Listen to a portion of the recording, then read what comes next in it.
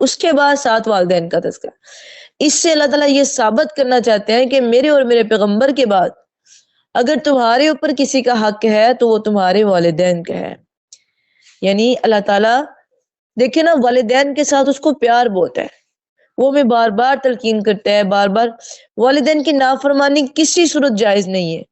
ہاں اگر وہ شرک کا حکم دے نا پھر ہم ان کی نافرمانی کر سکتے ہیں، اس کے علاوہ ان کی نافرمانی کسی صورت بھی جائز نہیں ہے. نبی کریم صلی اللہ علیہ وسلم سے ایک شخص آیا، اس نے کہا اللہ کے نبی میرا جو باپ ہے نا وہ مجھے بہت تنگ کرتا ہے. کہا کیا تنگ کرتا ہے؟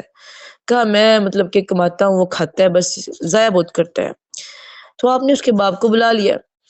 اب اس کا باپ جو ہے نا وہ بوڑھا ہو چکا تھا، بزرگ تھا کافی. اب اس کو پتا چلا کہ تمہیں اللہ کے نبی نے بلایا. اس نے کہا خیر ہے، مجھے کیوں بلایا گیا؟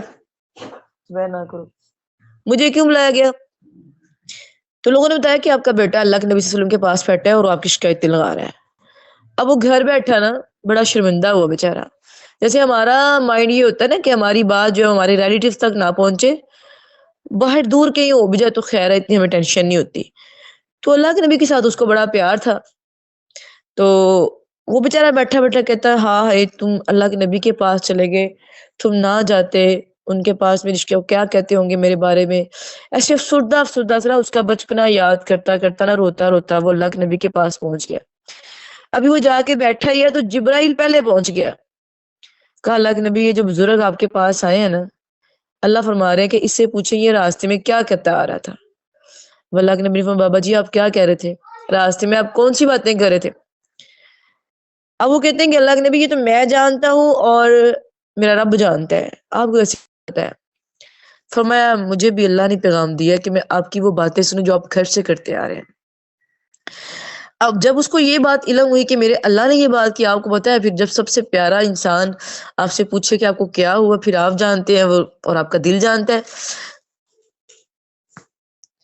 اب وہ رونے لگ گیا اور روتا روتا پھر وہ بتا رہا ہے کہ اللہ کے نبی میں تو اس کا بچپنا یاد کر رہا تھا کہ جب یہ بچپن تھا تو میرے گھر میں غربت بڑی تھی اور میں مطلب کہ کماتا تھا اور اس کو کھلاتا تھا اور خود نہیں کھاتا تھا، بعض اوقات اس کو کھلا دیتا تھا اور کپڑا بھی اس کو پہنا دیتا تھا.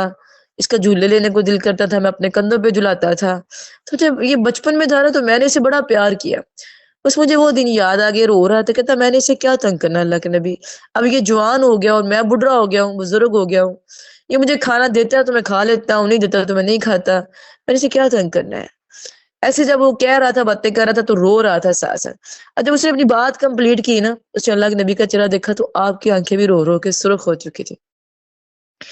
آپ تو وہ تھے جو کہ اپنے دشمنوں کی بات پہ رو پڑتے تھے، یہ تو پھر جان کا دوست بیٹھا تھا آپ کے سامنے، آپ کا صحابی تھا جن کے ساتھ آپ کو پیار ہی بڑا تھا. آپ رو رہے تھے اور وہ بھی رو رہا تھا، اب دونوں یہ رو رہے ہیں تو آسمان سے اللہ نے دوبارہ جبرائیل بھیج دیا. کہا جبرائیل جاؤ میرے نبی سے کہو کہ اس بزرگ سے کہہ دے اور اس نوجوان کو کہہ دے کہ اس کے اوپر، یہ تو مال کی بات کرتا ہے نا، اس کے اوپر بھی، اس کے اوپر بھی، اس کے مال کے اوپر بھی اس کے باپ کا پورا پورا حق ہے. وہ جہاں چاہے خرچ کر سکتا ہے، جہاں چاہے لگا سکتا ہے. اس کا باپ اس کو بھی جو آرڈر دے گا اس کو وہ ماننا پڑے گا. اس کا باپ کا بھی اس کے اوپر پورا حق ہے. ہم تو مال کی بات کرتے ہیں، ہمارے اوپر بھی پورا حق ہے ماں باپ کا، کہ جو اس کو اس کا باپ کہے گا اس کو ماننا پڑے گا. اور ہمارے ہاں کیا چلتا ہے، یہ تو میں نے اپنی زندگی میں کمایا تھا، یہ تو میں نے ایسے کیا تھا، یہ تو میں نے ایسے کیا تھا. دیکھیں جو والدین ہے نا ان کو اللہ نے سربراہ بنایا ہوا ہے. اگر آپ کی جو گھر کی چھتیں ہیں نا وہ لیک کر جائے نا، لیک کر جائے تو دیواریں خود ہی گر جاتی ہیں.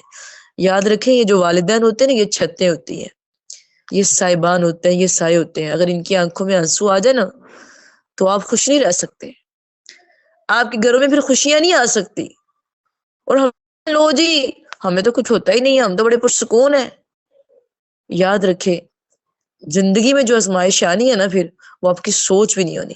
ابھی نہیں آ رہی تو کچھ وقت ٹھہر کے آ جائے گی. جو آپ کے مال میں آپ کے ماں باپ کا حق ہے نا، اگر تو آپ اپنے ہاتھ سے دے دیں ان کو تو ڈبل اجر ہے آپ کے. لیکن اگر آپ نہیں دیتے نا، وہ آپ کی قسمت میں نہیں ہے، وہ آپ کے منہ میں نہیں جائے گا، وہ نکل جائے گا. وہ میں اکثر کہتی ہوتی ہوں کہ نکل جائے گا، چاہے وہ گندا پارٹنر مل جائے